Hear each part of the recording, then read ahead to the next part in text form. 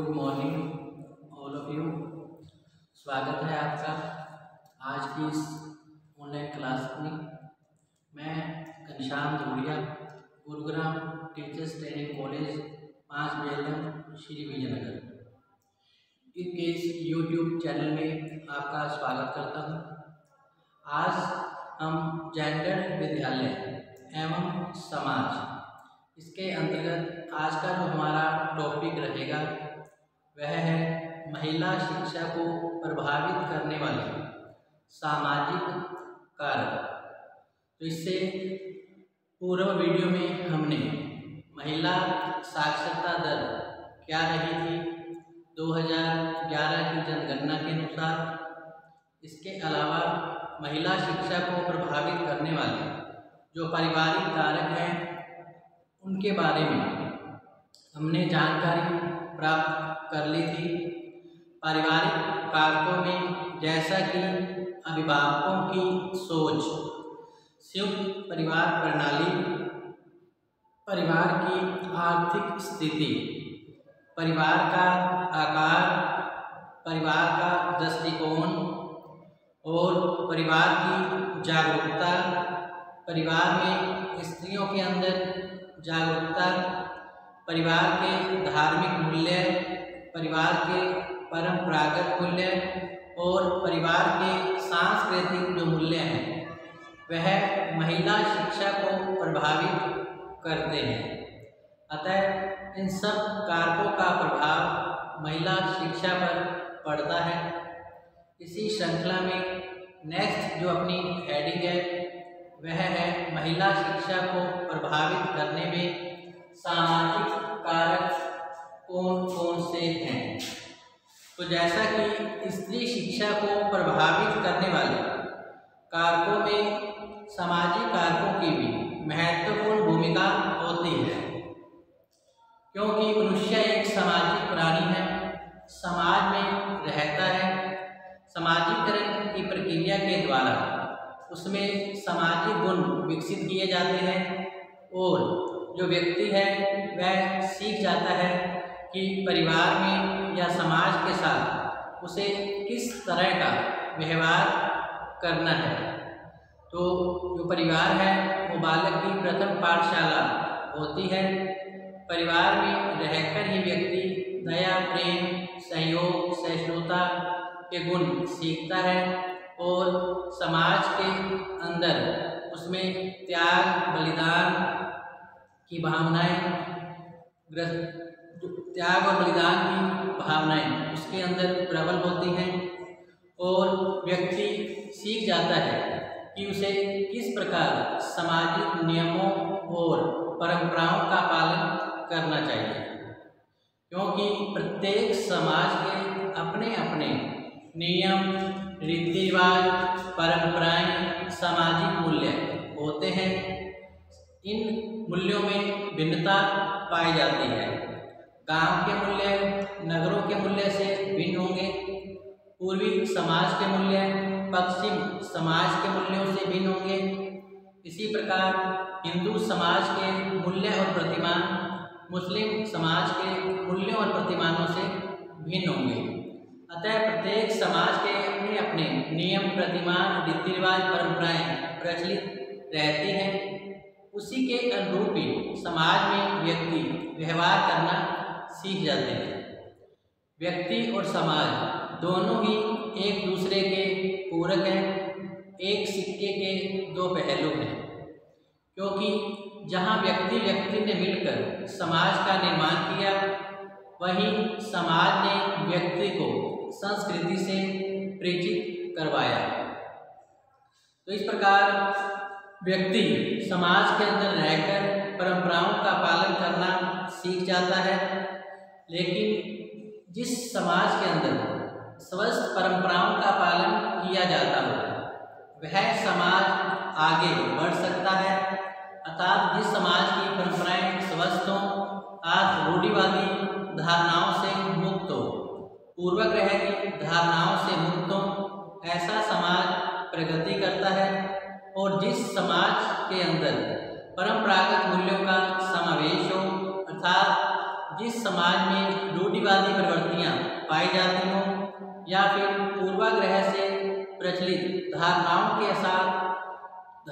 के अनुसार स्त्री पुरुषों के साथ व्यवहार किया जाता हो तो वह समाज कभी भी आगे नहीं बढ़ सकता। समाज के विकास के लिए जरूरी है स्वस्थ परंपराओं का पाया जाना, इसलिए वह समाज सदैव उन्नति की ओर रहेगा। जिस समाज में रूढ़िवादी परंपराओं को महत्व नहीं दिया जाता अर्थात लैंगिक विभेद नहीं किया जाता, स्त्री पुरुषों में समानता का व्यवहार किया जाता है, बालकों के जैसे ही बालिकाओं को भी शिक्षा प्रदान की जाती हो तो ऐसा समाज आगे बढ़ सकता है। तो समाज के विकास के लिए स्वस्थ परंपराओं का होना आवश्यक है। जो परंपराएं समाज के विकास में बाधा उत्पन्न करती हों वह रूढ़िवादी विचारधारा कहलाती है। तो सामाजिक परंपराएं प्रत्येक समाज में होती हैं, अतः व्यक्ति उसी के अनुरूप व्यवहार करना सीख जाता है। तो स्त्री शिक्षा को प्रभावित करने में सामाजिक कारकों का भी एक महत्वपूर्ण योगदान रहा है। जैसे कि नंबर 1 है समाज में शिक्षा की स्थिति, नंबर 2 पर है समाज का स्त्रियों के प्रति दृष्टिकोण, नेक्स्ट है समाज का शिक्षा के प्रति दृष्टिकोण, फिर है सामाजिक आर्थिक स्थिति, नेक्स्ट है सामाजिक मूल्य जो हमारे समाज में प्रचलित है, नेक्स्ट है सामाजिक परंपराएं जिनका पालन समाज के सदस्यों के द्वारा किया जाता है, समाज की संस्कृति, समाज के धार्मिक विश्वास, सामाजिक संस्थाओं की भूमिका या फिर समाज में समाजसेवी संस्थाओं की जो स्थिति है वो महिला शिक्षा दर को काफ़ी हद तक प्रभावित करती है। इसी के अंतर्गत सामाजिक कारकों के अंतर्गत फर्स्ट है महिला शिक्षा को प्रभावित करने वाला जो कारक है वह है समाज में शिक्षा की स्थिति का पाया जाता है। तो जिस समाज में शिक्षा की स्थिति सर्वोत्तम होती है, जिस समाज में शिक्षा की स्थिति सर्वोत्तम होती है वहाँ पर स्त्री शिक्षा के प्रति दृष्टिकोण सकारात्मक ही रहता है, और जिस समाज में शिक्षा की स्थिति सर्वोत्तम नहीं होती अर्थात जो समाज अशिक्षित होता है तो उस समाज में शिक्षा के प्रति अर्थात महिला शिक्षा के प्रति जागरूकता का अभाव पाया जाता है। अतः ऐसे समाजों में महिला शिक्षा को प्राथमिकता नहीं दी जाती, जैसे कि आदिवासी और पिछड़े समाज में अशिक्षा के कारण ही जो बालिका शिक्षा है उसका प्रतिशत काफ़ी कम रहता है, जबकि शिक्षित समाज जो है वह बालिका शिक्षा के महत्व को समझ सकता है और उसे इस बात का ज्ञान होता है कि जितनी आवश्यकता बालक को शिक्षा प्रदान करने में है उतनी ही आवश्यकता बालिका को भी शिक्षा प्रदान करने में है। अतः शिक्षित समाज के अंतर्गत जो अभिभावक हैं वो अपने बालकों के समान ही अपनी बालिका को भी शिक्षा के प्रति रुचि दिखाते हैं। लेकिन जो समाज अशिक्षित है, पिछड़ा हुआ है तथा जिनमें जागरूकता का अभाव रहता है तो ऐसे समाजों में फिर महिला शिक्षा के प्रति जो दृष्टिकोण है वह नकारात्मक ही रहता है। अतः समाज में शिक्षा की स्थिति महिला शिक्षा दर को काफ़ी प्रभावित करती है। नंबर 2 है समाज का स्त्रियों के प्रति दृष्टिकोण, अर्थात समाज के अंदर स्त्रियों के प्रति दृष्टिकोण कैसा पाया जाता है, सकारात्मक या फिर नकारात्मक। तो समाज में स्त्रियों के प्रति सकारात्मक दृष्टिकोण करने में सामाजिक परंपराओं और मूल्यों का महत्वपूर्ण योगदान होता है। अर्थात जिस समाज में स्त्रियों के प्रति सकारात्मक दृष्टिकोण रखा जाता है वह समाज महिला को शिक्षा दिलाने में काफ़ी सहायक सिद्ध होता है। उस समाज में स्त्रियों की जो शिक्षा की स्थिति है वह सर्वोत्तम रहती है, क्योंकि इस ऐसे समाज के अंदर स्त्रियों को शिक्षा प्रदान करने के अवसर हैं वह उपलब्ध रहते हैं और इस प्रकार के परिवारों में स्त्रियों के प्रति सम्मान का भाव भी रखा जाता है।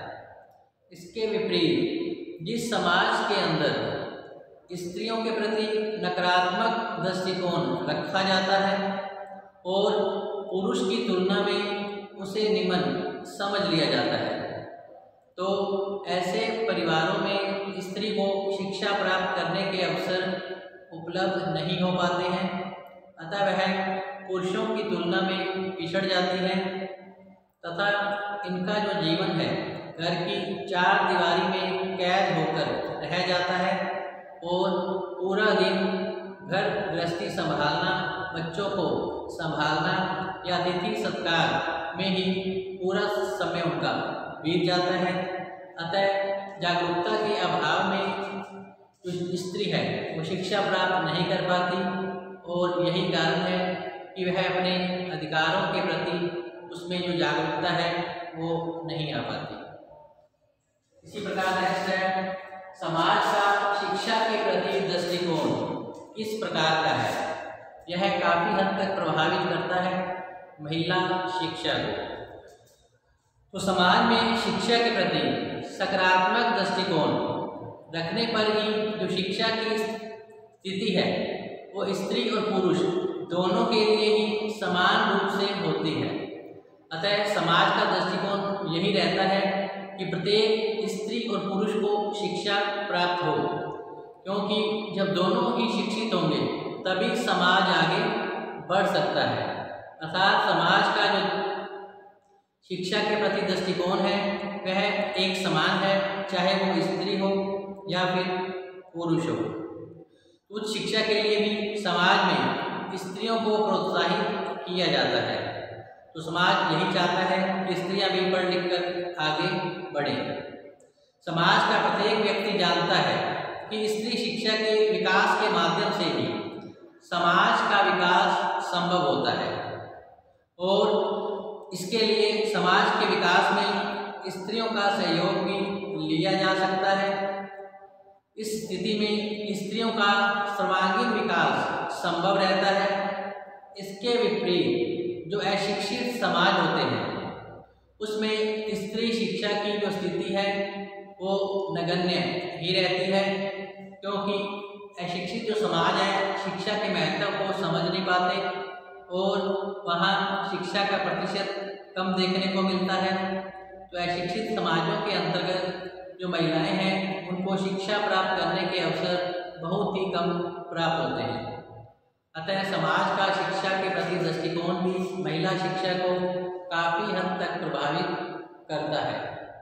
अर्थात शिक्षित समाज महिला शिक्षा को बढ़ावा देता है और अशिक्षित समाज महिला शिक्षा के प्रति आज भी जागरूक नहीं है।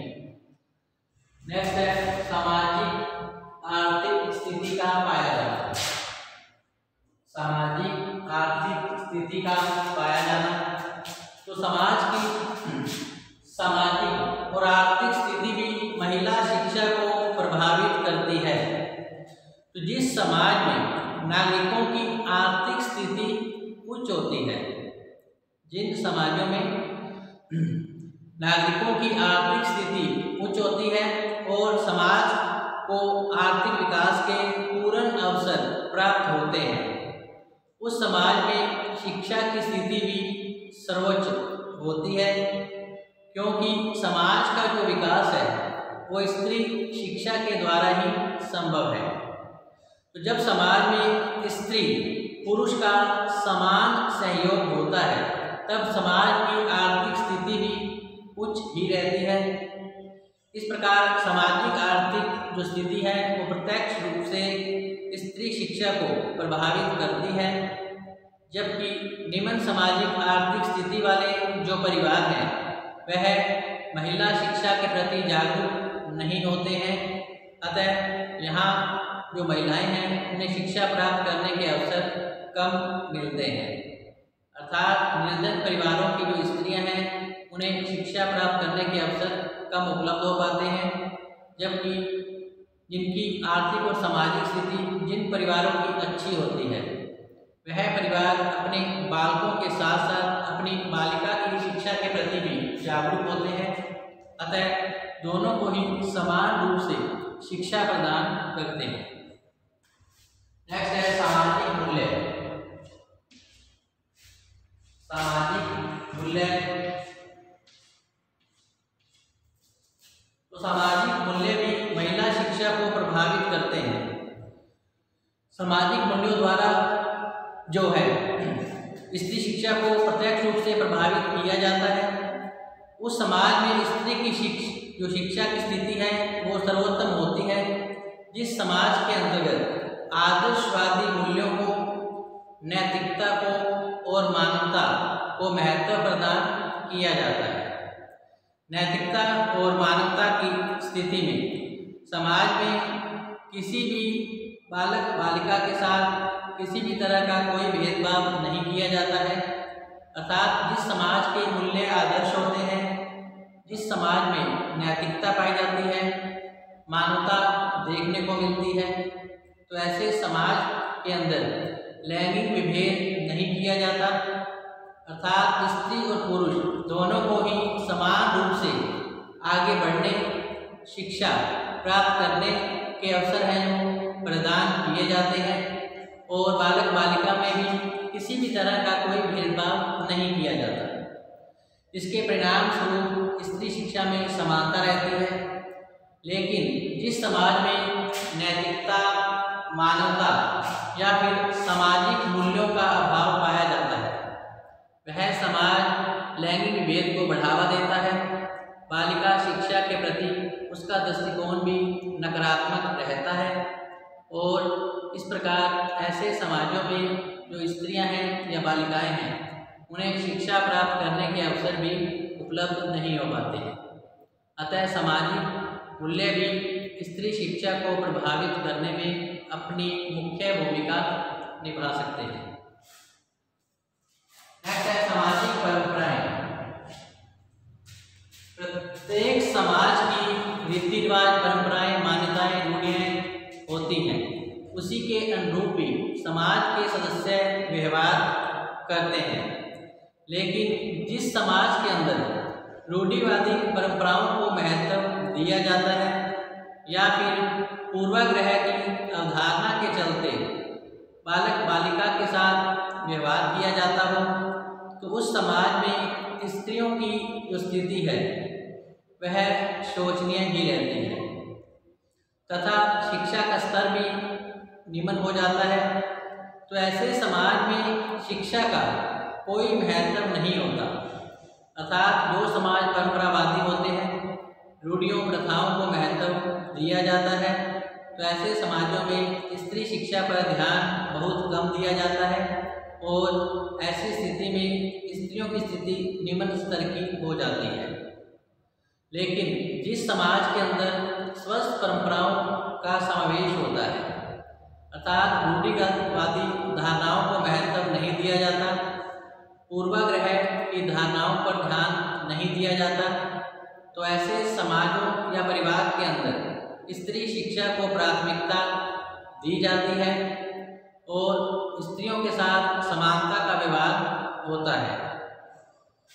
तो इस प्रकार स्वस्थ परंपराएं समाज में स्त्रियों को आगे बढ़ने का अवसर देती हैं, जबकि रूढ़िवादी परंपराएं स्त्रियों को समाज में आगे बढ़ने से रोकते हैं।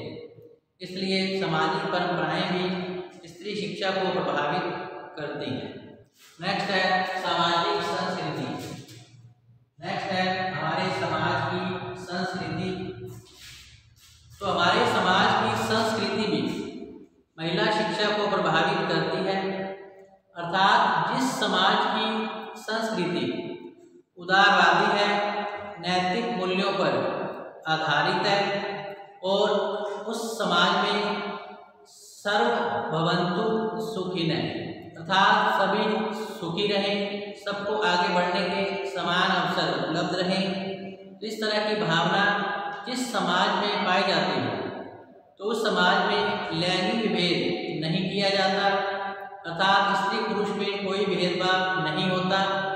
जो अभिभावक हैं वह भी बालक बालिका में किसी तरह का कोई भेदभाव नहीं रखते और ऐसे समाजों के अंदर स्त्री शिक्षा की जो स्थिति है वह सर्वोत्तम होती है।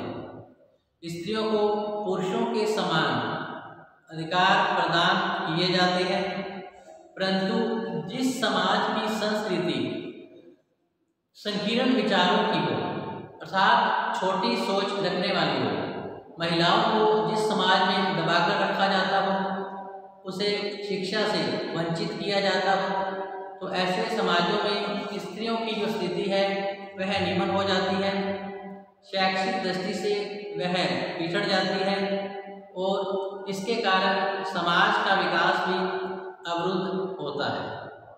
तो इस प्रकार समाज की जो संस्कृति है वह महिला शिक्षा को प्रभावित करती है। नेक्स्ट है धार्मिक विश्वास। समाज के धार्मिक विश्वास, तो जिस समाज में धर्म का व्यापक और सार्वभौमिक रूप विद्यमान रहता है, जिस समाज में धर्म का व्यापक और सार्वभौमिक रूप विद्यमान रहता है, मानवीय मूल्यों का अनुकरण किया जाता है और मानव धर्म को सर्वोपरि समझा जाता है, तथा जिस समाज में धार्मिक अंधविश्वास रूढ़ियाँ प्रचलित न हो, तो ऐसे समाज स्त्री शिक्षा को बढ़ावा देते हैं, अर्थात ऐसा जो समाज है वो पुरुषों के समान ही स्त्रियों को शिक्षा के अवसर उपलब्ध करवाते हैं। इसलिए स्त्रियों को शिक्षा प्राप्त करने में किसी प्रकार का भेदभाव ऐसे समाजों में नहीं किया जाता और जो स्त्रियां हैं शिक्षा प्राप्त करके आगे बढ़ सकती हैं। इसके विपरीत की स्थिति में समाज में स्त्रियों की जो शिक्षा की स्थिति है वह फिर नगण्य हो जाती है। नेक्स्ट है सामाजिक संस्थाओं की स्थिति।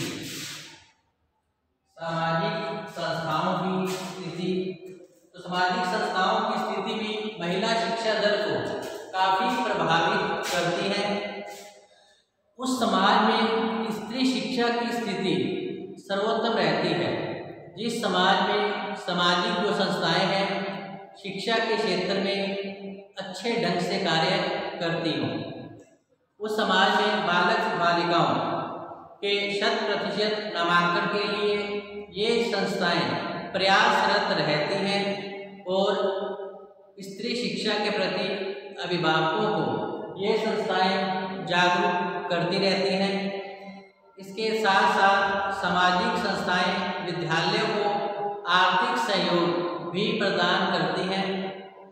इसके विपरीत जिस समाज में सामाजिक संस्थाओं का अभाव रहता हो उस समाज के अंदर महिला शिक्षा को भी बढ़ावा नहीं मिल पाता है, क्योंकि ऐसे समाज में स्त्री शिक्षा को एक जन आंदोलन का जो रूप है वो प्रदान नहीं किया जा सकता।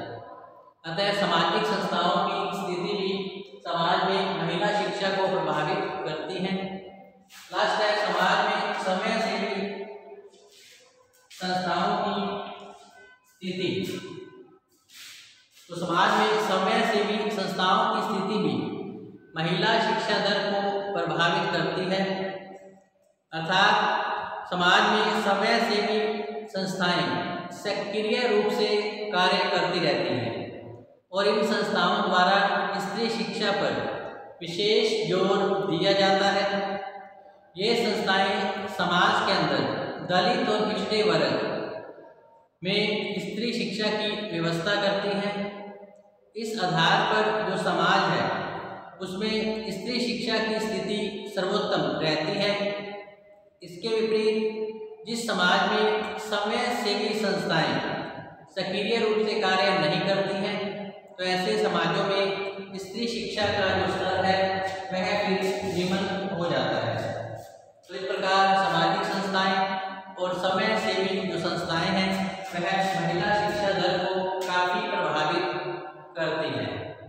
इस प्रकार महिला शिक्षा को प्रभावित करने वाले जो सामाजिक कारक हैं उसके बारे में जानकारी आज हमने प्राप्त कर ली है।